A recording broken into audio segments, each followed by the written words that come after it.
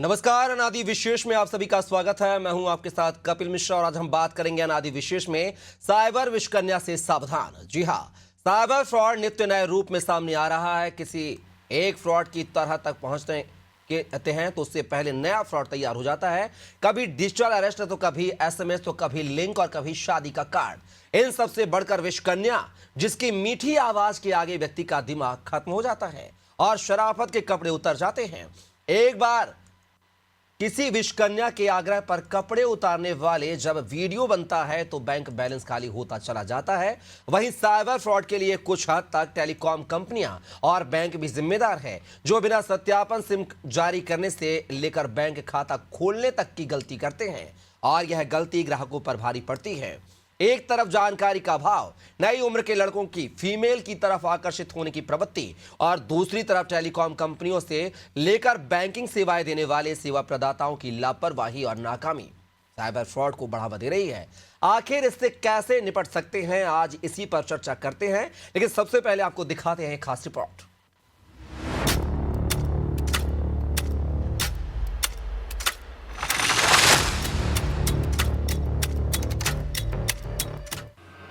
Digital arrest, शादी का card, SMS, multimedia messages, WhatsApp message, OTP, आसान लोन, धमकी और फिर विषकन्या यानी ड्रीम गर्ल। साइबर ठगी के हजारों तरीके आए दिन सामने आ रहे हैं। कहीं लोगों को सीबीआई का डर दिखाकर डिजिटल अरेस्ट किया जा रहा है तो कहीं पर शादी का कार्ड भेजकर खाता खाली कर लिया जा रहा है। लगातार साइबर फ्रॉड के मामलों में वृद्धि हो रही है। हर तीसरा व्यक्ति किसी न किसी रूप में साइबर फ्रॉड का शिकार हो रहा है। इनमें से कुछ मामले तो ऐसे हैं जिनकी शिकायत करने में पीड़ित को झिझक होती है, क्योंकि यह मामले उसके निजी जीवन से संबंधित होते हैं। खासकर मीठी बातों में फंसकर अपनी निजता खत्म करने वाले लोग एक ऐसे जंजाल में उलझ जाते हैं जिससे निकलना असंभव हो जाता है।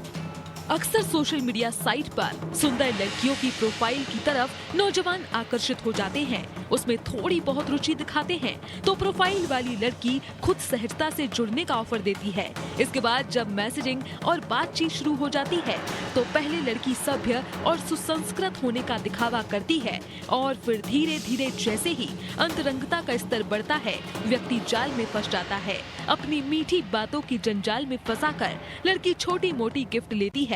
बाद में न्यूड वीडियो कॉल का सिलसिला जैसे ही शुरू होता है, ब्लैकमेलिंग पर उतर जाती है। शराफत के कपड़े उतारते हैं और जुनून बर्बादी में बदल जाता है। खास बात यह है कि मीठी आवाज के जंजाल में फंसाकर ब्लैकमेलिंग करने वाली कोई लड़की नहीं होती, बल्कि लड़के डीप फेक मैसेज वॉइस की सहायता से लड़की बनकर ब्लैकमेल करते हैं। किसी अंतर्राष्ट्रीय नंबर से आने वाले कॉल को आमतौर पर ट्रेस भी नहीं किया जा सकता।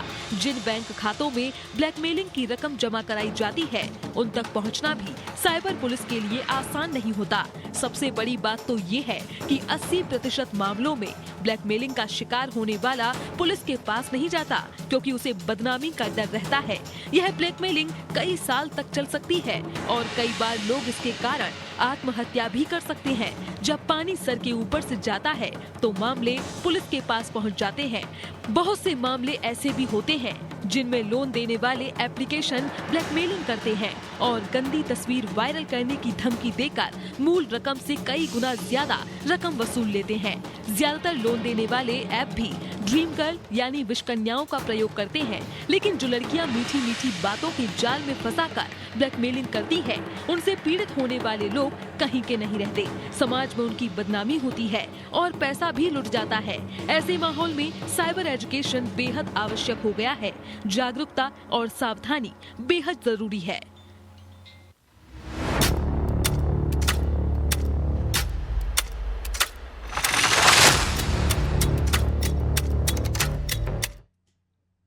इन दिनों देखा आपने सोशल मीडिया पर ठग के लिए नए नए तरीके जो है लोग अपनाते हैं, ठग अपनाते हैं। और अब जो है डीप वॉइस फेक मैसेज भी एक जरिया बन गया है लोगों को ठगी का शिकार बनाने के लिए, जिसमें नए युवा जो है वो इसकी गिरफ्त में आते हैं और विषकन्या रूपी आवाज से प्रभावित होकर अपने लाखों का बैंक बैलेंस उड़ा बैठते हैं। इस पूरे मुद्दे पर चर्चा करने के लिए हमारे साथ एक पैनल जुड़ेगा। परिचय करवाता हूं। हमारे साथ जो है इस मुद्दे पर चर्चा करने के लिए तनुज दीक्षित जो कि एडवोकेट हैं जुड़े हुए हैं। साथ ही बात किया तो राजेश दंडोतिया जो कि एडीसीपी हैं वो भी कुछ देर बाद जुड़ेंगे। और तरुण जी आपका बहुत स्वागत है। तनु जी, जिस तरीके से बात की जाए, लगातार जो है साइबर फ्रॉड के मामले आ रहे हैं, चाहे वो डिजिटल अरेस्ट हो, चाहे फिर वो बात की जाए वीडियो कॉल के माध्यम से अश्लील चीजें दिखाना, उसके बाद डिमांड करना, उनको ब्लैकमेलिंग करना। अब जो है डीप फेक वॉइस मैसेज भी एक जरिया बन गया है ठगी का शिकार करने के लिए, ठगों के लिए, जहां पर लड़के जो है नेक बैंड या मोबाइल से आवाज वॉइस चेंजर करके फीमेल की मधुर आवाज में बात करते हैं और सामने वाले शिकारी को जो शिकार फंसाते हैं शिकारी ये, और उसके चंगुल में फंसकर जो है लोग अपना लाखों करोड़ों का बैंक बैलेंस लुटा बैठते हैं। और चूंकि घटना ही ऐसी होती है कि जो पीड़ित है वो पुलिस तक नहीं पहुंच पाता, क्योंकि इज्जत का सवाल होता है, उसकी रेपुटेशन का सवाल होता है। ऐसे मामलों के लिए आम इंसान क्या करे और सरकारी प्रशासन जो है, पुलिस महकमा या साइबर डेस्क है, उसको क्या कुछ प्रयास करने चाहिए ताकि इस तरह की ठगी की घटनाओं पर लगाम लग सके? और देखिए, पुलिस अपना बेहतर प्रयास कर रही है। कानून में जो बेहतर बदलाव किए गए हैं वो अपनी जगह बहुत महत्वपूर्ण है। और मुझे लगता है कि अब जो सबसे महत्वपूर्ण और जरूरी चीज है वो है लोगों के अंदर एक तरीके का जागरूकता। देखिए, मीडिया इतने प्रयास कर रहा है, इतनी जगह पुलिस के इतने प्रयास हैं, आए दिन जगह जगह हम मामले पढ़ते हैं, लेकिन लोगों के अंदर जो सतर्कता इसको लेकर के अवेयरनेस है, वो इंटरनल अवेयरनेस की अभी भी मिसिंग, कहीं ना कहीं हम देखते हैं कमी है। जिस तरीके से ये जो डीप फेक वॉइस और इस टाइप की जो अश्लील वीडियो का आदान प्रदान, ये जो चीजें होती है, कहीं ना कहीं ये सब हम देखते हैं कि honey trap, digital honey trap हम जिसे बोल सकते हैं, इस टाइप की घटनाओं को अंजाम दिया जा रहा है। तो लोगों को सबसे पहले ये इसमें कुछ बातें हैं जिसमें सावधान रहने की आवश्यकता है। इमोशनली कोई भी चीज अननोन व्यक्ति के साथ शेयर नहीं करना चाहिए। कोई भी चीज जहां पर वो कुछ ऐसी जगह पे अगर आपको मिलने बुलाते हैं, ऐसी कोई भी जगह पर आपको नहीं जाना चाहिए। आपको सोचना चाहिए कि सामने वाले से किस परसेप्शन में आप कनेक्ट हुए हैं। कोई भी इस टाइप की आजकल डेटिंग साइट्स है, कई टाइप की एप्लीकेशंस है, फेक मैट्रिमोनियल साइट्स हैं, कई सारे डिजिटल प्लेटफॉर्म्स पे अलग अलग जो हम सोशल मीडिया पे आए दिन यूज करते हैं, ऐसे कई सारी एप्लीकेशंस हैं। तो इन सब में हमें जो डाटा हम शेयर कर रहे हैं और जो बातचीत हम दूसरे सामने वाले व्यक्ति से कर रहे हैं, इन सब में आपको अवेयर रहने की बहुत आवश्यकता है। क्योंकि ऐसे में कई बार अगर ध्यान नहीं दिया जाता है तो किसी ट्रैप का आप शिकार हो सकते हैं। जी। तनुज जी, बात की आपने सावधानी की, लेकिन एक आम इंसान के नाते मैं भी आपसे जानना चाहूंगा, अगर मान लो एक इंसान जो आम आदमी है, मिडिल क्लास फैमिली का या रेपुटेड व्यक्ति है, अगर वो इस तरह के जाल में फंसता है तो वो कैसे हिम्मत जुटाए कि वो पुलिस प्रशासन तक जाए, साइबर डेस्क तक जाए? क्योंकि उसको अपनी रेपुटेशन का, इज्जत का सवाल होता है कि अगर मैं गया तो क्या सोचेंगे, समाज में क्या माहौल होगा। तो क्या इसके लिए कोई प्राइवेसी नाम की चीज भी होती है क्या, जिससे पीड़ित व्यक्ति अपनी न्याय की गुहार भी लगा सके, अपने साथ हुई ठगी का, और साथ उसको न्याय भी मिल सके, लेकिन उसकी जो इज्जत रेपुटेशन है वो भी सामने ना आए, और ताकि उसकी इज्जत भी बरकरार रहे? बिल्कुल, देखिए, इसमें प्राइवेसी पूरी रहती है। आप नेशनल जो पोर्टल है उसके ऊपर साइबर की कंप्लेंट कर सकते हैं, साथ ही 1093 पे भी कॉल करके अपनी कंप्लेंट को रजिस्टर करा सकते हैं। आजकल डिजिटल फ्रॉड की जो भी एफआईआर्स है वो आप on call, on mobile applications के द्वारा, पोर्टल्स पे जाकर, वेबसाइट के द्वारा रजिस्टर कर सकते हैं। तो आप ऐसा कोई आवश्यकता नहीं कि आपको स्पेशली उसके लिए थाने पर जाने की आवश्यकता है। इसके अतिरिक्त भी अगर आपको थाने जाना पड़ता है तो 2 लाख रुपए से ऊपर के जो भी अपराध अगर होते हैं, फ्रॉड हुआ है, ऐसे अपराधों के लिए साइबर सेल बना हुआ है अपने यहाँ मध्य प्रदेश का, और उस साइबर सेल में जाकर के भी आप लिखित शिकायत, कंप्लेंट दर्ज कर सकते हैं। जी। और चलिए सर, हमारे साथ जो है एडिशनल सीपी जो है राजेश धनोटिया साहब जुड़े हैं। राजेश जी, बहुत बहुत स्वागत है आपका।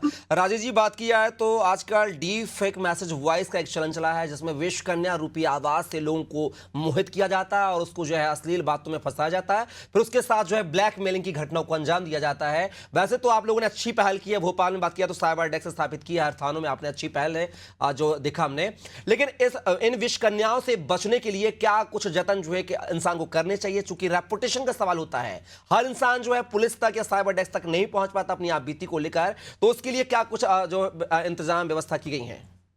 अब देखिए, सबसे पहले तो साइबर फ्रॉड में मैं आपको बताऊं, इसको बचने का फिलहाल एकमात्र तरीका है इफेक्टिव, जिसको प्रभावशाली बोल सकते हैं, वो अवेयरनेस का, जागरूक होना, पहली बात।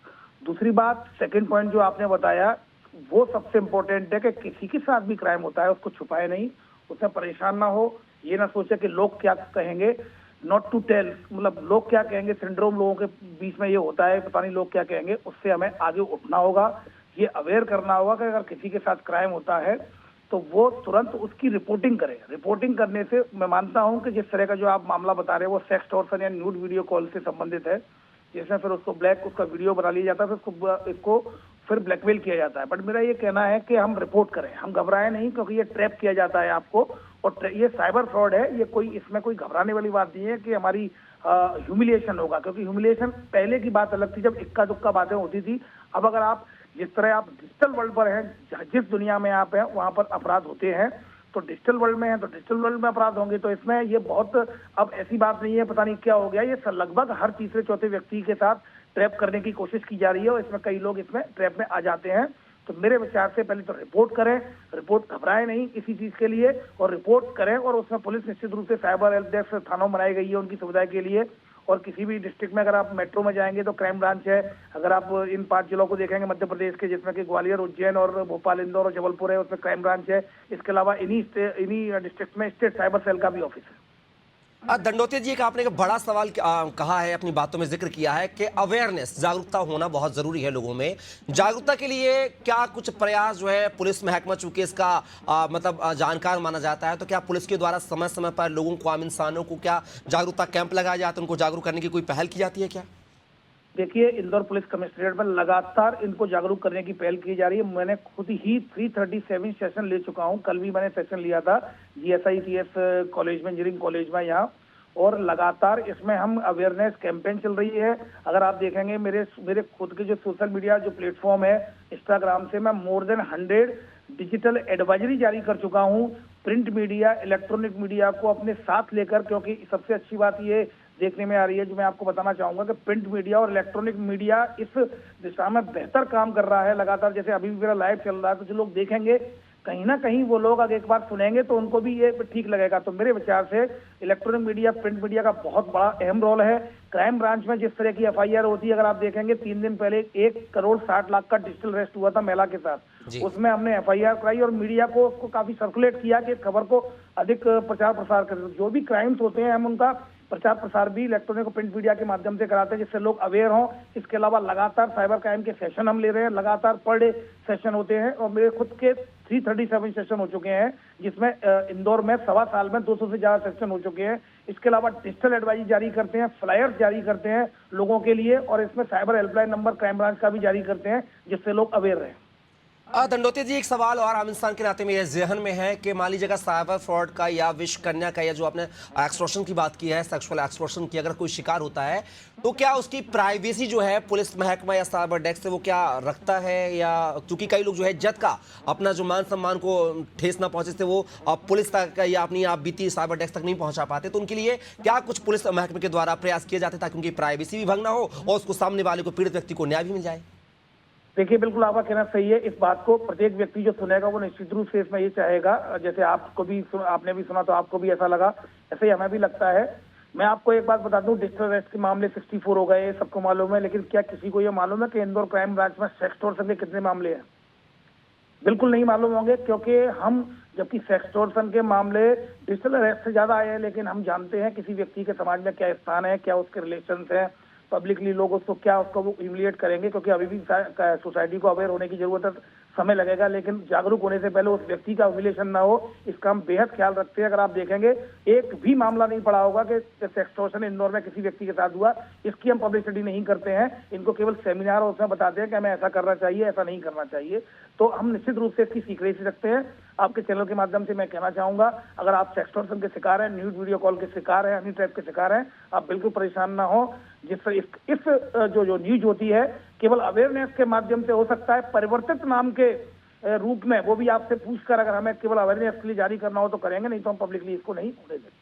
राजीव जी, एक सवाल मेरे जहन में आपके विभाग से हट के, हालांकि लेकिन एक जिम्मेदार अधिकारी होने के नाते, नागरिक होने के नाते मैं आपसे पूछ रहा हूँ सवाल कि मान लीजिए जो ये मामले सामने आते हैं, वॉइस चेंजर हो, जहां पर विश्वकन्या के तौर पर जो है मेल युवक बात करते हैं, उनको फंसाने का काम करते हैं लोगों को और करोड़ों की ठगी को अंजाम देते हैं, तो क्या जब ये मोबाइल जो आते हैं जहां पर वॉइस चेंज हो जाती है, नेक बैंड आजकल आ रहे हैं जहां पर वॉइस चेंजर का ऑप्शन होता है, इनको ही बंद कर दिया जाए, इन पर ही लगाम लगा दिया है, तो मुझे लगता है शायद क्राइम के जो घटना है उनमें कहीं ना कहीं कमी आएगी, ग्राफ कम होगा। देखिए, अपन अगर इसको अपन लगाएंगे भी इन पर, अपन गवर्नमेंट को भी लिखेंगे, पर अल्टीमेटली जो लोग हैं बाहर के लोग हैं, टेलीग्राम पे हैं और जो चाइनीज ऐप का इस्तेमाल करते हैं, वो कहीं ना कहीं इस तरह से उपयोग कर सकते हैं। जो कंट्री के बाहर बैठे हुए हैं वो भी इसका इस्तेमाल कर सकते हैं। तो अल्टीमेटली मेरा तो ये मानना है कि अगर मोबाइल से क्या, अगर डिजिटल वर्ल्ड में इतने साइबर फ्रॉड हो रहे हैं, हर व्यक्ति के साथ हो रहे हैं, एनसीआरबी की रिपोर्ट के अनुसार एक दिन में लगभग 10,000 से ज्यादा साइबर एनसीआरबी पोर्टल पर कंप्लेंट रजिस्टर्ड हो रही है, तो क्या हम मोबाइल का यूज करना छोड़ सकते हैं?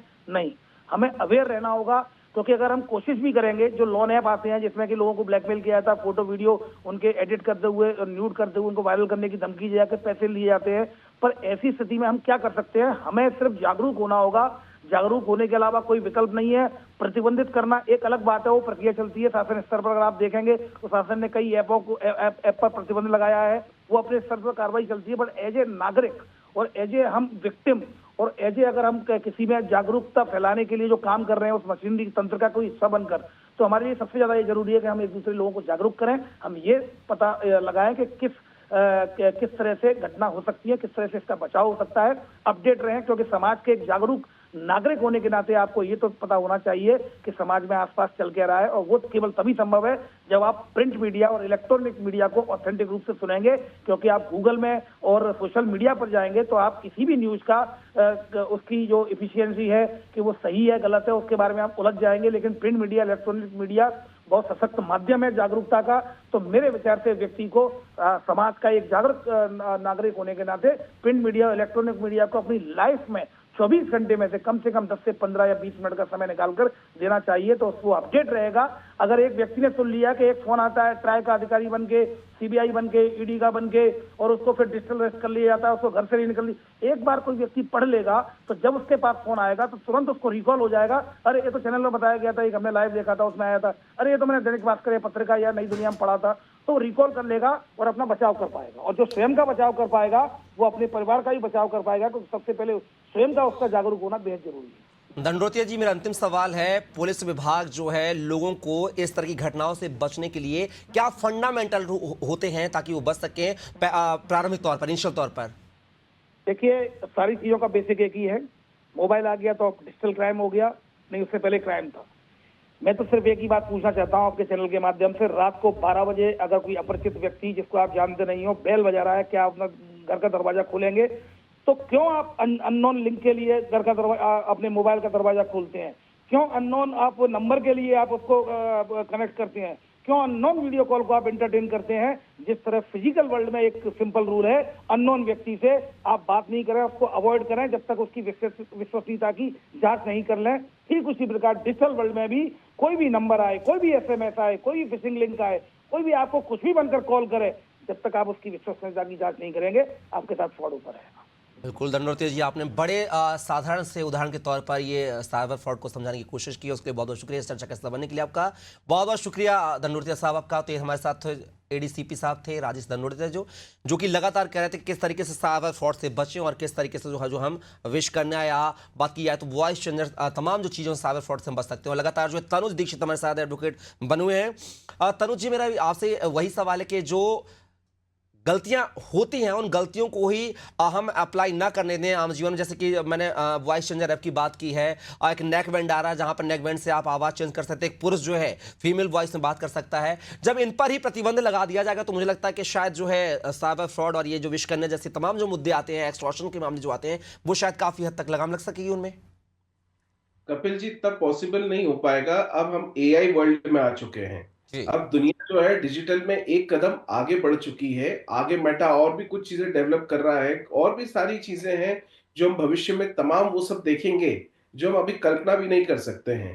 तो देखिए, सबसे बड़ी चीज है कि डिजिटल वर्ल्ड को एक्सेप्ट तो करना पड़ेगा आपको, फर्स्ट ऑफ ऑल।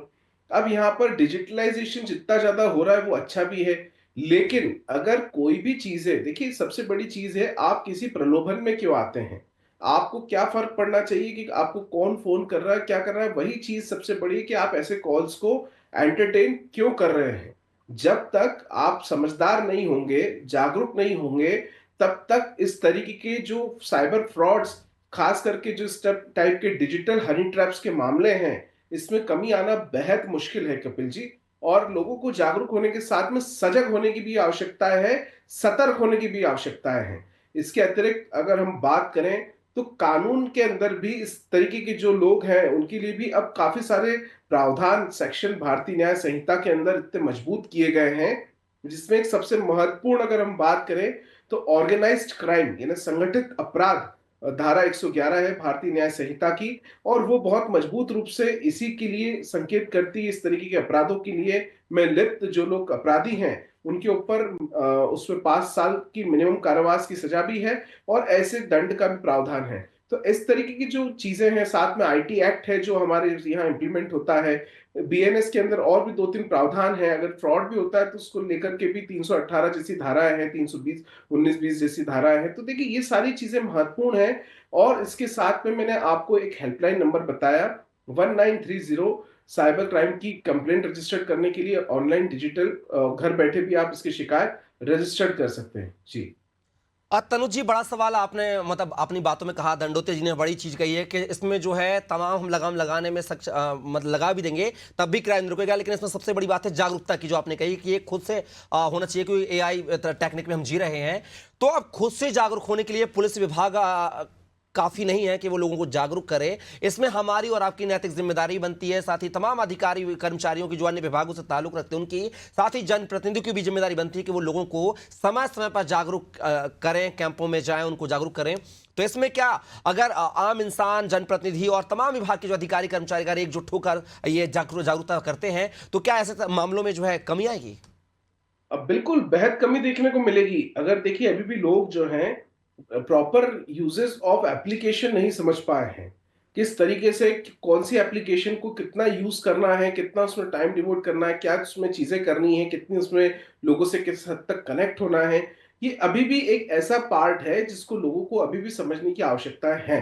यही वो चीज है जहां पर विराम देने की बहुत आवश्यकता है, और वो जो पार्ट है उसको जब उस लिमिट को जब वो क्रॉस कर जाते हैं तो उन्हें इस तरीके की चीजों में फंस जाते हैं, और ना चाहते हुए भी कई सारी ऐसी बातें और ऐसी चीजों का भुगतान करना पड़ता है जो कि बिल्कुल ही उनकी सोच के विपरीत होती हैं। तो देखिए ऐसी कोई भी स्थिति परिस्थितियों को निर्मित करने के पहले अपने आप को इतना सृदृढ़ करना होगा कि ऐसी कोई भी चीजों में इन्वॉल्वेशन कितना रखना है, इसके लिए आदमी को खुद को, व्यक्ति को तय करने की आवश्यकता रहेगी। जी कपिल जी। चलिए तनुज जी, आप इस चर्चा का हिस्सा बने उसके लिए बहुत शुक्रिया। अपनी तमाम जानकारी जो है साइबर फ्रॉड से संबंधित जो है साइबर ठगी से संबंधित साझा की, उसके लिए बहुत शुक्रिया आपका। तो अब लगातार जो है साइबर फ्रॉड के नए नए तरीके आ रहे हैं और लोगों को जो है ठगी का शिकार बनाया जा रहा है, लेकिन प्रशासन, पुलिस प्रशासन, सरकार भी इस तरफ जो है मुस्तैदी से कदम उठा रही है और जागरूकता करने की बात कर रही है। समय समय पर जागरूकता जो कैंप में वो भी आयोजित किए जाते हैं, लेकिन दिख रहा होगा कि आम इंसान जो है वो कितना जागरूक होता है, शासन प्रशासन की गाइडलाइन का कितना पालन करता है और इन होने वाली ठगी से बचता है, ये देखना दिलचस्प होगा। फिलहाल के लिए बस इतना ही। आप बने रहिए अनादि टीवी के साथ। नमस्कार।